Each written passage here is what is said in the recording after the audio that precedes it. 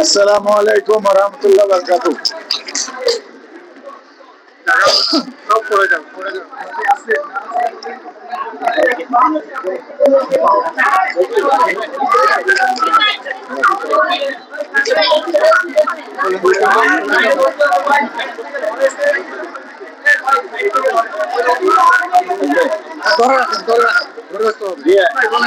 আসসালামু আলাইকুম ওয়া রাহমাতুল্লাহি ওয়া বারাকাতুহু। সম্মানিত সাংবাদিক বন্ধুগণ, আপনারা জানেন বাংলাদেশ জামাত ইসলামীর সম্মানিত আমির, জাতীয় সংসদের মাননীয় বিরোধী দল নেতা, বাংলাদেশের গণমানুষের নেতা, আমাদের প্রান্তীয় নেতা ডাক্তার শফিকুর রহমান বিশ্বের অন্যতম উন্নত রাষ্ট্র বাংলাদেশের উন্নয়ন অংশীদার জাপানের সফর গিয়েছিলেন। তার এই 10 দিনের সফর শেষে আজকে এখানে বাংলাদেশে আলহামদুলিল্লাহ সুস্থ এবং নিরাপদে ফিরে এসেছেন। সেখানে তিনি সরকারি বেসরকারি পর্যায়ে গুরুত্বপূর্ণ দায়িত্বশীল ব্যক্তিবর্গের সাথে বাংলাদেশের সংশ্লিষ্ট এবং উন্নয়ন কার্যক্রম এগিয়ে নিয়ে যাওয়ার জন্য বৈঠক করেছেন, আলোচনা করে এসেছেন এবং বাংলাদেশ কমিউনিটির সাথে তাদের যে নাগরিক সম্বর্ধনা সহ বাংলাদেশ দূতাবাসের কর্মকর্তা তাদের সাথে নাগরিক সেবা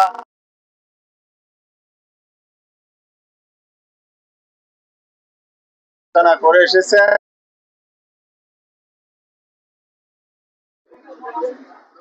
বিষয়গুলো তুলে ধরে তিনি এখন আপনাদের সামনে ব্রিফিং করবেন।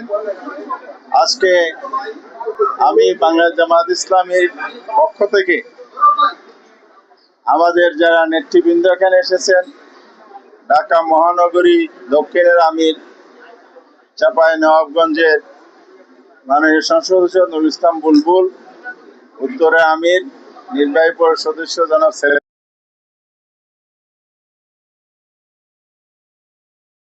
সবাইকে ওনার ব্রিফিং শুরু করার জন্য অনুরোধ করছি। আসসালামু আলাইকুম ওয়া রাহমাতুল্লাহ। সাংবাদিক বন্ধুগণ, আপনারা সবাই কেমন আছেন? কষ্ট করে এসেছেন এই রোদের মধ্যে। আপনারা জানেন যে গত 1 তারিখ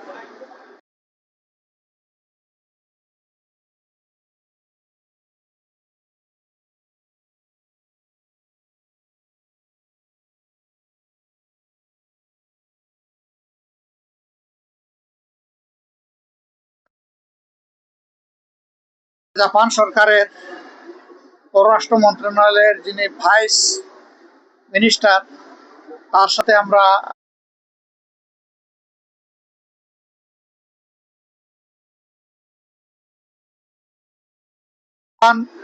1972 সালের 1 জুলাই তাদের এমবেসি বাংলাদেশে স্থাপন করে এবং সেই থেকেই তারা আমাদের সাথে কাজ করে যাচ্ছেন। জাইকা আমাদের অন্যতম উন্নয়ন পার্টনার, অংশীদার। তারা বিশ্বের 151টি দেশে কাজ করেন। বাংলাদেশ হচ্ছে তাদের বৃহত্তম হাব। এর থেকে বাংলাদেশের কাছে খুবই গুরুত্বপূর্ণ। তাদের সাথেও আমার আলোচনা হয়েছে। এখানে সাউথ ইস্ট এশিয়ার যিনি ডিজি, তার সাথে ফ্রুটফুল বৈঠক হয়েছে। প্রত্যেকটি বৈঠকই 1 ঘন্টার কম, কোনোটাই স্থায়ী ছিল। দীর্ঘ সময় ধরে অনেক বিষয়ে আমার আলাপ। বাংলাদেশ এবং জাপান দুটি দেশ আরো, এগুলাই ছিল আমাদের আলোচনার মূল বিষয়বস্তু। সেই সাথে আমাদের education exchange programme, skill development programme, বিভিন্ন খাতে তাদের বিনিয়োগ এবং বিদ্যমান যে সমস্ত প্রকল্প আছে সেগুলা সঠিক সময়ে যাতে মানসম্মতভাবে শেষ হয়, স্বচ্ছতার সাথে শেষ হয়, সে বিষয়গুলো আমরা তাদের সামনে তুলে ধরেছি। আপনারা জানেন যে জাপান একটি, আমাদের দেশে অনেক প্রবলেম আছে আমরা জানি। আমরা তাদেরকে এই বিষয়গুলো নজরে নেওয়ার অনুরোধ করেছি, যাতে তাদের অংশীদারিত্বের প্রত্যেক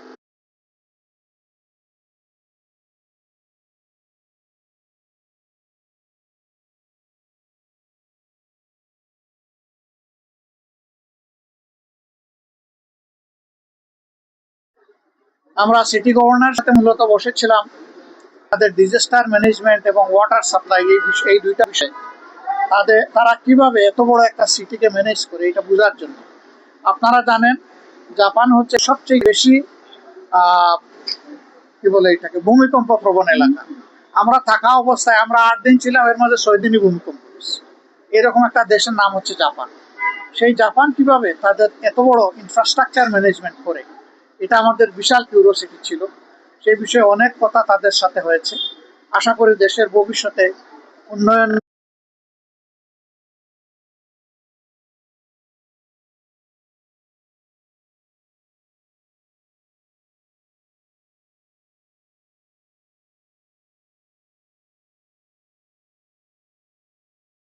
তারা যেন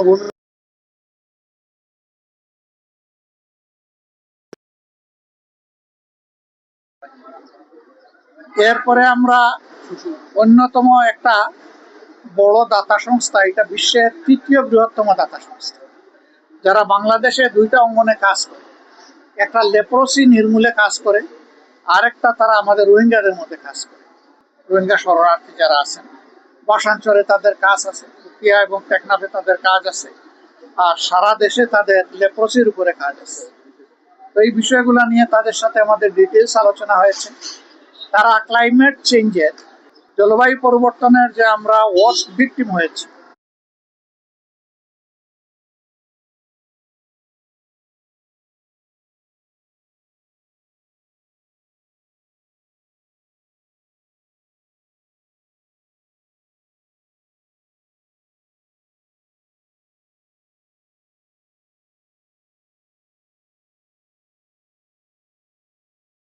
দ্বিতীয় বৃহত্তম শহর, সেখানে মূলত তাদের মোটর ইন্ডাস্ট্রিগুলো ওখানে আছে। এটাকে বলা হয় টয়োটার রাজধানী। তা আমরা সেই জায়গায় গিয়েছি, ওগুলা দেখার বোঝার চেষ্টা করেছি, এবং সেখানকার বাংলাদেশি কমিউনিটির সাথে আমরা মত বিনিময়ে মিলিত হয়েছি। তাদের সুখ দুঃখের কথা শুনেছি, দেশকে নিয়ে তাদের প্রত্যাশা, ভাবনা, স্বপ্নের কথা শুনেছি। তারা কি চায় সেটা আমরা বোঝার চেষ্টা করেছি। এরপরে আমরা গিয়েছি ইতিহাসের এক করুণ সাক্ষী হিরোশিমা দেখতে। সেখানে মিউজিয়াম দেখলে আসলে এখনো চোখের পানি। সেখান থেকে বিশ্ববাসী কি বার্তা নিতে পারে, আমরা কি বার্তা নিতে পারি, সেগুলো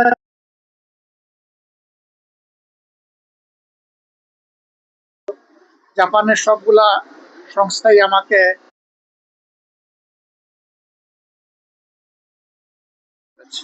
আমরা লক্ষ্য করেছি একটা জিনিস, যে বাংলাদেশকে নিয়ে তাদের বিপুল প্রত্যাশা আছে, কিন্তু আবার তাদের একটা সতর্কতার বা আশঙ্কার জায়গা আছে, যে তারা কি নিরাপদে সুন্দরভাবে তারা যেমনটা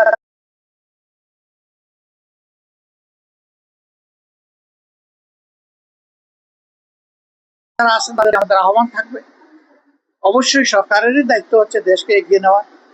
আমরা যারা সরকারি আছি, আমাদের দায়িত্ব হচ্ছে ন্যায্য কাজে সরকারকে সহযোগিতা করা, সরকার ভুল করলে তাকে টান দিয়ে ধরার এবং তাদেরকে সংশোধন করে দেওয়া, প্রতিবাদ জানানো।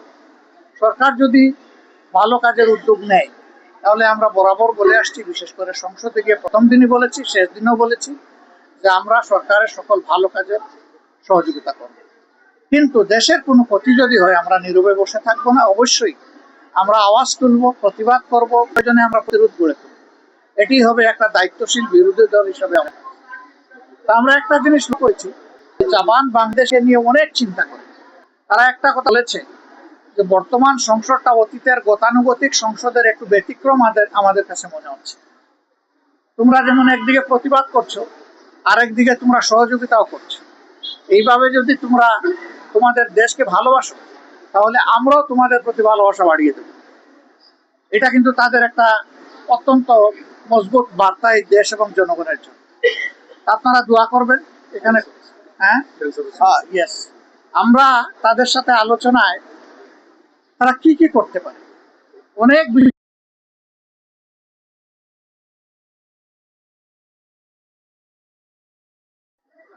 ক্যান্সারের রোগী আছে, তাদেরকে বাংলাদেশে আমরা ভালো চিকিৎসার ব্যবস্থা এখনো করতে পারি। আমাদের 2-1টা ক্যান্সার হসপিটাল ডেডিকেটেড যেগুলো আছে, এগুলো এনাফ ইকুইপ না এবং সেইভাবে স্কিলড, যার ফলে বিপুল সংখ্যক রোগীকে অনেক কষ্ট স্বীকার করে বিদেশের মাটিতে যেতে হয়। আর যাদের বিদেশে যাওয়ার সামর্থ্য নাই, তারা দুকে দুকে মৃত্যুর দিকেই ঢলে পড়ে। আমরা এই ক্ষেত্রে তাদেরকে অনুরোধ করেছি যে ফিজিবিলিটি স্টাডি করে, তারা ইনভেস্টমেন্ট বেসিসে হতে পারে, আবার ফিলান্থ্রপিকও হতে পারে, যেভাবেই হোক তারা যেন আমাদের দেশে মানসম্মত বড় মাপের একটা ক্যান্সার ইনস্টিটিউট এবং হাসপাতাল গড়ে তোলে। শুধু হাসপাতাল হলে আমাদের লোকরা জানার সুযোগ পাবে না, কিন্তু এটা যদি ইনস্টিটিউট হয় তাহলে হাইয়ার স্টাডির দরজা খুলে যাবে, আমাদের আরো কিছু স্কিল লোক তৈরি হওয়ার একটা ব্যবস্থা হবে। তারা বিষয়টাকে সক্রিয় বিবেচনায় নিয়েছেন।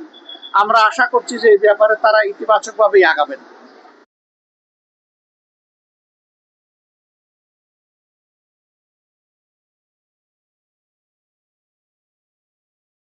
নিয়েছিলাম, ফেরার পথে আমরা থাইল্যান্ডে ঢুকবো।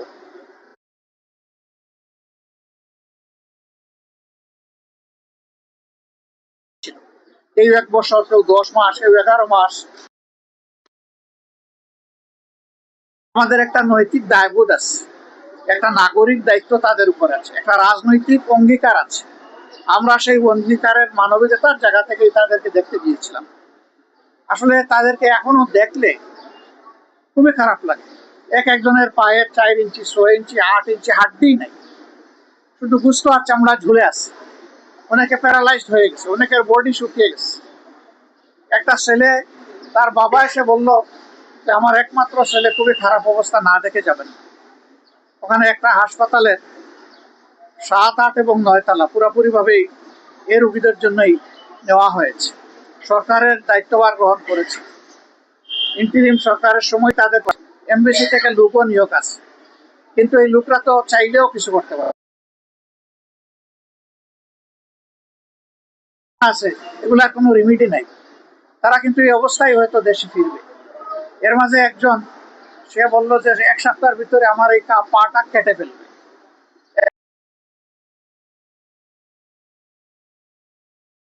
আমরা তাদেরকে শুধু সান্ত্বনা দিতে গিয়েছিলাম, তাদের কষ্ট আমরা ভাগাভাগি করতে গিয়েছিলাম, তাদেরকে এবং তাদের আত্মীয় স্বজনকে আমরা সান্ত্বনা দিতে গিয়েছিলাম।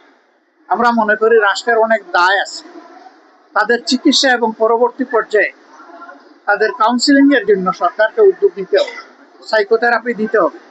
শুধু যে আহত হয়েছে তাকে না, গোটা পরিবার ট্রমাটাইজড, গোটা পরিবারকেই সাইকোথেরাপি দেওয়া লাগে। অনেকে এখনো ঘুমাইতে পারে না, সারা রাত সারাদিন সজাগ, ছটফট করে বিছনার মধ্যে। আমরা সেই দেশের যারা চিকিৎসা সেবায় নিয়োজিত তাদের সাথে কথা বলেছি, তাদেরকে আমরা খুবই আন্তরিক পেয়েছি। আমরা অনুরোধ করেছি যে তাদের সবটুকু দিয়ে যেন আমাদের এই কষ্টে থাকা লোকগুলোকে তারা সেবা দেন। আর আমাদের সরকারকে আমরা অনুরোধ করব, তারা এবং আরো যারা বাকি আছে তাদের দায় আমাদেরকে নিতে হবে, সরকারকে নিতে হবে।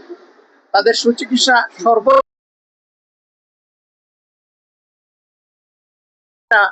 ব্যাংককে চিকিৎসা হবে না, তাদেরকে অন্য দেশে পাঠাতে হবে, ওখানে ওই চিকিৎসা নাই। এটা বড় মাপের নার্ভ ইনজুরি, তাদেরকে মিনিমাম সিঙ্গাপুরে পাঠানো লাগবে। আমরা সরকারের সাথে এই নিয়ে কথা বলবো ইনশাআল্লাহ। আপনারা দোয়া।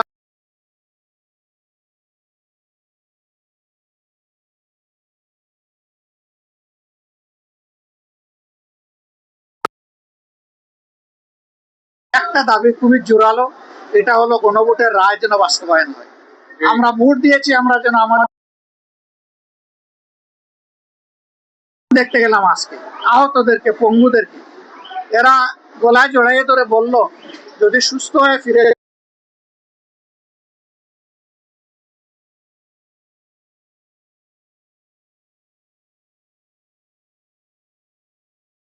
একটু শুভঙ্করের ফাঁকি আছে, আমরা কোনো ফাঁকি মানি না, আমরা A to Z বাস্তবায়ন চাই। এটা ছিল তাদের বক্তব্য, তাদের দাবি। কোনো ফাঁকি ঝুঁকি চলবে না, সবকিছু আমাদের প্রত্যাশার আলোকে হতে হবে। এই মেসেজগুলো আমরা নিয়ে এসেছি। আমরা তাদেরকে সম্মান করি, ধারণ করি, পুরো দেশকে আমরা ভালোবাসি। আমরা সবাই মিলে ইনশাআল্লাহ দেশের সমস্যারও সমাধান করে সামনে এগিয়ে যাব এবং দেশের উন্নয়নে আমরা সবাই মিলে একসাথে কাজ করব। বিরোধী দলীয় নেতা একটি প্রশ্ন আছে, আপনি নিশ্চয়ই সফরে খেয়াল করেছেন পশ্চিমবঙ্গে নির্বাচন হচ্ছে, সেখানে বিজেপি ক্ষমতায় এসেছে, আসার পরে সেখানে যারা আর কি ইসলাম ধর্মের অনুসারী আছেন তাদের উপরে আমরা ব্যাপক নিপীড়নের খবর পাচ্ছি বা দেখতে পাচ্ছি, আপনিও দেখতে পাচ্ছেন। এটা নিয়ে আপনি মন্তব্য জানতে চাই। এবং সীমান্তবর্তী এলাকায় বলা হচ্ছে জামায়াতের এমপি অনেক নির্বাচিত হয়েছে তারা ভোট দিয়ে। এখানে আপনাদের কোনো শঙ্কা আছে কিনা বা আপনাদের সাথে আপনার তো দুই প্রশ্ন, আর এর সাথে উনি খুশির কথা বলেছেন। তা হলো যে আমরা এই বিষয়গুলা অবজার্ভ করছি, পর্যবেক্ষণ করছি। আমরা পর্যবেক্ষণ করে এই ব্যাপারে প্রতিবেশী হিসেবে আমাদের যেটা করব,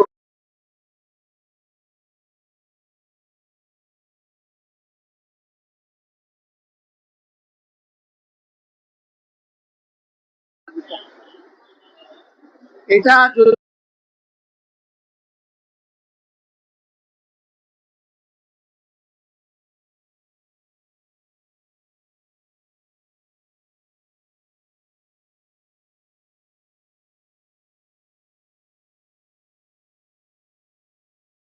ধর্মনিরপেক্ষ সংবিধান, সেই দেশে সকল ধর্মের মানুষের তার ধর্মীয় অধিকার, তার নাগরিক অধিকার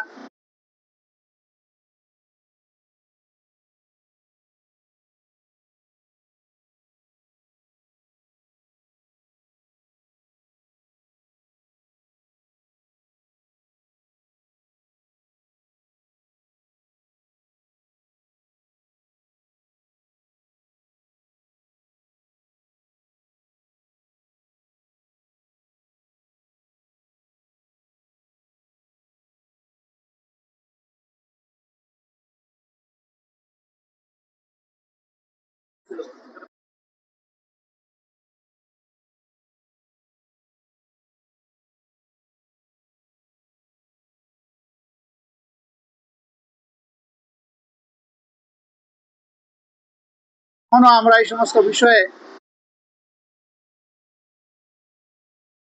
এবং সরকারকে তার দায়িত্ব পালনের জন্য আমরা চাপ দেবো, এটা আমাদের দায়িত্ব। সরকার এখন বেশি বেশি পলিটিসাইজ হয়ে গেছে, এখন পলিটিক্যাল জায়গাগুলো দখল করার কাছে ব্যস্ত থাকলে তো এই সময় হবে না। এই সময় দেশের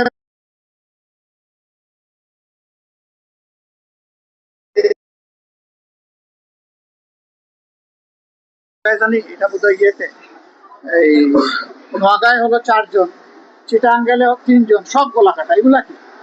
এরা কারা?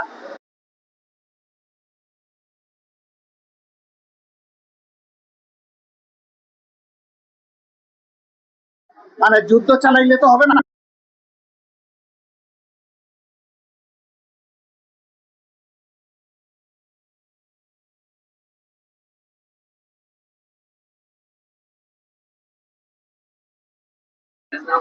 পাচ্ছি দ্বিতীয় হিসেবে জনগণ আপনাদের কাছ থেকে কিছু প্রত্যাশা করে, সেই জায়গা থেকে আসলে আপনাদের করণীয়টা কি?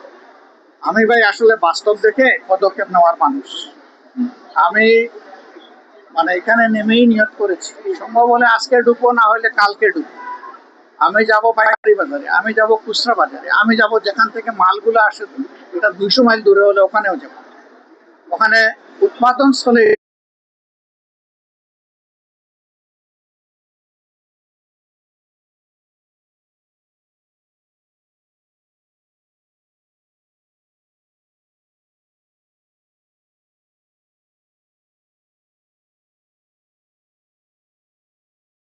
দেশের মানুষ অনেক দিন ধরে কথা বলছে এবং তারা সত্যি এই বিষয়টা নিয়ে বিরোধী দলের দেখেন, এইটাই একমাত্র চুক্তি না, আরো বহু অসম চুক্তি আছে।